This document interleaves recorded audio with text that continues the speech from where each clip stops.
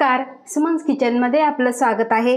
आज आपण गौराई स्पेशल गव्हाच्या पिठाची वातड न होणारी नळीदार कुरकुरीत चकली कशी बनवायची ते पाहणार आहोत। तर रेसिपीला सुरुवात करण्याआधी तुम्हाला एक निवेदन आहे, अजूनपर्यंत तुम्ही माझ्या चॅनलला सबस्क्राइब केले नसेल तर सबस्क्राइब जरूर करा आणि हो, रेसिपी आवडली तर एक लाईक नक्की करा। चला तर मग रेसिपीला सुरुवात करूया। आता आपल्याला चकली बनवायची, त्यासाठी इथे मी गव्हाचं पीठ घेतलेलं आहे। 2 कप गव्हाचं पीठ घेतलेलं आहे, हे वजनी 300 ग्रॅम आहे। त्यानंतर इथे मी तांदळाचं पीठ घेतलेलं आहे, हे रेशनिंगच्या तांदळाचं पीठ आहे, हे मी अर्धा कप घेतलेलं आहे आणि वजनी हे 150 ग्रॅम आहे। आता इथे मी कुकरचा डबा घेतलेला आहे आणि त्यामध्ये आपल्याला हे पीठ घालायचं आहे।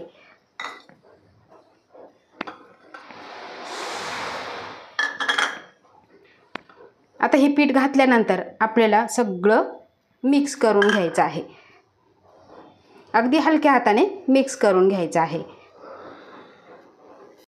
आता आपण पीठ मिक्स करून घेतलेलं आणि ते आपल्याला वाफवून घ्यायचं आहे। इथे कुकरमध्ये 1 ग्लास पाणी मी गरम करायला ठेवलं आणि छान असं गरम झालेलं आहे। आता तुम्ही इथे रिंग ठेवू शकता किंवा इथे मी छोटी वाटी घेतलेली आहे, ती वाटी मी इथे ठेवणार आहे आणि त्यानंतर आपल्याला हा डब्बा ठेवून घ्यायचा आहे। बघा, अशा पद्धतीने ठेवून घ्यायचा आहे। डब्बा ठेवल्यानंतर हे पीठ आपल्याला एकसारखं करून घ्यायचं आहे, प्लेन करून घ्यायचं आहे आणि त्यानंतर यावरती आपल्याला झाकण ठेवायचं आहे। गॅसची फ्लेम मीडियम ठेवायची आणि त्यानंतर आपल्याला झाकण लावायचं आहे। ज्यावेळेस आपण झाकण लावायचे त्यावेळेस कुकरची शिट्टी आपल्याला काढून घ्यायची आहे आणि 15 ते 20 मिनिटे आपल्याला हे पीठ वाफवून घ्यायचं आहे। ते बरोबर 20 मिनिटे झालेली आहे आणि कुकर थंड झालेला आहे। आता आपण कुकरचं झाकण हे काढून घ्यायचं आहे आणि जो आपला डबा आहे तो डबा आपल्याला अलगदपणे बाहेर काढून घ्यायचा आहे। तर इथे बघा, कुकरचा डबा काढून घेतलेला आहे आणि पीठ छान असं हे आपलं वाफवून झालेलं आहे, हलकं फुलकं झालेलं आहे। आता हे पीठ आपल्याला चाळून घ्यायचं आहे। तर इथे मी मोठं भांडं घेतलेलं आहे आणि त्यावरती चाळणी ठेवलेली आहे। आता हे आपल्याला अगदी थोडं थोडं पीठ काढून घ्यायचं आणि चाळून घ्यायचं आहे।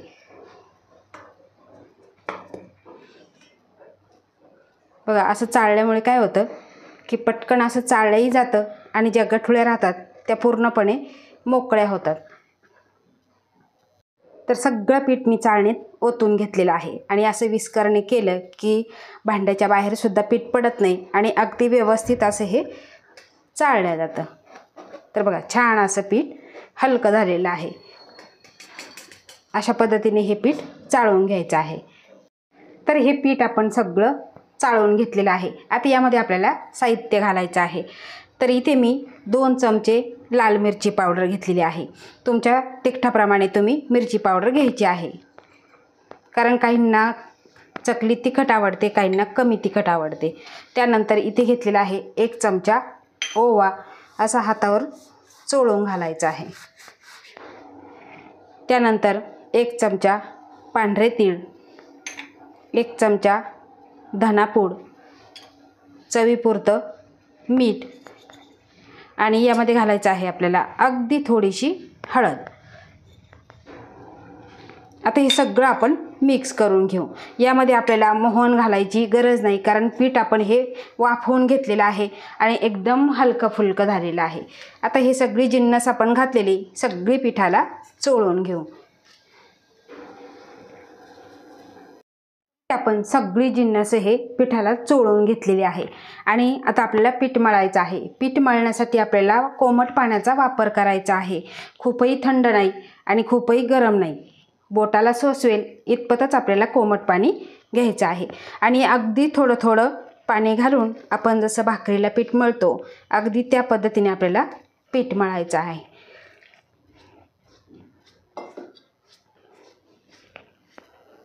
तर बघा, अशा पद्धतीने आपण हे पीठ भिजवून घेतलेलं आहे, तुम्ही इथे बघू शकता। आता आपल्याला सोऱ्यामध्ये पीठ भरून घ्यायचं आहे। आता चकली बनवायची त्यासाठी इथे मी सोऱ्या घेतलेला आहे आणि चकलीची थाळी घेतलेली आहे। जो खरखरीत भाग असतो तो आपल्याला खालच्या बाजूने करून घ्यायचा आहे, म्हणजे काटे छान येतात आणि त्याला आपल्याला हलकंसं तेल लावून घ्यायचं आहे। बघा अशा पद्धतीने तेल लावून घ्यायचं आहे। सोऱ्याला सुद्धा आपल्याला आतून तेल लावून घ्यायचं आहे आणि त्यानंतर आपल्याला सोऱ्या यावरती ठेवून घ्यायचं आहे आणि ही खालची बाजू आपल्याला बंद करायची आहे। तर बघा खालची बाजू सुद्धा आपण बंद करून घेतलेली आहे आणि जे पीठ आहे ते आपल्याला यामधलं घ्यायचं आणि अगदी लंबोळका आकार करून घ्यायचा आहे आणि त्यानंतर आपल्याला सोऱ्यामध्ये भरायचं आहे। अगदी दाबून दाबून भरायचा, हवा राहणार नाही अशा पद्धतीने भरायचा आहे, म्हणजे काय होतं चकलीचे अजिबात तुकडे पडत नाही। आता सोऱ्या मोठा आहे त्याच्यामुळे भरपूर असे यामध्ये पीठ बसतं आणि एका वेळेस भरपूर अशा चकल्या तयार होतात। तर इथे मी ह्या चकतीला सुद्धा तेल लावून घेतलेलं आहे। आता आपण सोऱ्या बंद करून घेऊ। तर आपल्याला चकल्या पाडून घ्यायच्या आहे। इथे अशा छोट्या छोट्या डिश घेतल्या तरीही चालेल आणि एकदम जास्त पाडायच्या तर इथे मोठं ताट घ्यायचं आहे। आता आपण चकली यावरती पाडून घ्यायची आहे। तर बघा पहिला वेढा आपण पाडून घेऊ। आता जे पहिलं टोक आहे ते थोडंसं गोल करून घ्यायचं आहे आणि त्यानंतर आपल्याला हलक्या हाताने गोल गोल फिरवत चकली पाडून घ्यायची आहे। तुम्ही इथे बघू शकता। आता तुम्हाला किती मोठी करायची छोटी करायची त्यानुसार तुम्ही चकली पाडून घ्यायची आणि जे पहिलं टोक आणि शेवटचं टोक ते अशा पद्धतीने चिकटून घ्यायचं आहे। एकदम जास्त करून ठेवायच्या नाही, 4-5 करायच्या आणि तळून घ्यायच्या आणि कोणी जर मदतीला असलं तर मग पटपट होऊन जातं, एक जण चकली पाडायला आणि एक जण तळायला। बघा किती छान अशी चकली आपली तयार झालेली आहे। आता 4 चकल्या आपण पाडून घेऊ। अतिशय छान असे काटे आलेले आहे। याआधी सुद्धा मी भरपूर साऱ्या प्रकारच्या चकल्यांची रेसिपी चॅनलवर दिलेली आहे, तिथे तुम्ही बघू शकता। बघा अतिशय छान अशी चकली आलेली आहे। आता आपण ह्या तळून घेऊ। तर इथे चकली तळण्यासाठी तेल गरम करायला ठेवलेलं आहे। आता तेल गरम झालं की नाही ते आपण चेक करायचं आहे। एक छोटा तुकडा टाकायचा आहे। तर बघा तेल हे गरम झालेलं आहे आणि गॅसची फ्लेम आपल्याला मीडियम ठेवायची आहे। खूपही कडकडीत गरम करायचं नाही, नाहीतर चकली वरून करपून जाईल आणि आतून तशीच कच्ची राहील, पोकळ होणार नाही। तर आता आपण कढईत जेवढी बसेल तेवढी चकली सोडून घ्यायची आहे। इथे मी 3च वेळे सोडणार आहे। बघा अशा पद्धतीने अजिबात तुटत नाही किंवा वेळासुद्धा निष्ठत नाही। तर इथे आपण चकली तेलात सोडली त्यावेळेस भरपूर प्रमाणामध्ये बुडबुडे तयार झालेले।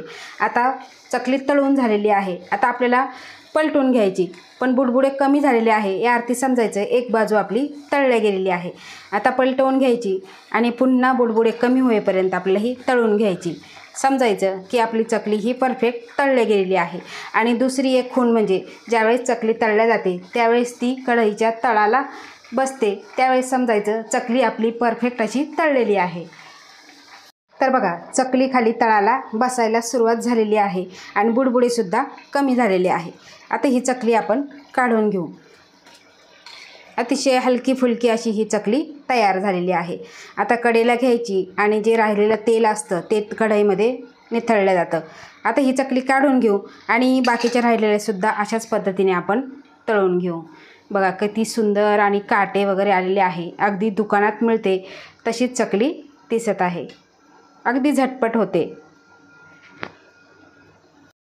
ती आपली एकदम कुरकुरीत आणि कमी तेलकट महिनाभर टिकणारी चकली तयार झालेली आहे। तुम्ही इथे बघू शकता अजिबातही कुठे तेलकट झालेली नाही आणि चकल्यांचा कलर तुम्ही बघू शकता एकदम एकसारखा कलर आलेला आहे।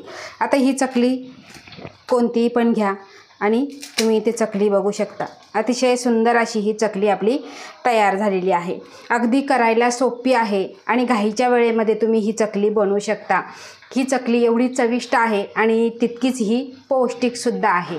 पचायला हलकी फुलकी आहे. तर अशा ह्या सोप्या पद्धतीने तुम्ही झटपट अशी गौराईसाठी, कारण गौराई ज्यावेळेस घरामध्ये बसवायची त्यावेळेस दिवाळीचा सगळा फराळ बनवला जातो आणि आपल्याला भाजणीची चकली वगैरे बनवायला टाईम नसतो. तर अशा वेळेस अशी ही झटपट चकली तुम्ही जरूर करून बघा आणि तुमचा अभिप्राय मला कमेंटद्वारे नक्की कळवा. आवडल्यास लाईक करा, शेअर करा, सबस्क्राईब करा आणि बाजूचं बेल आयकॉन बटन प्रेस करा. धन्यवाद.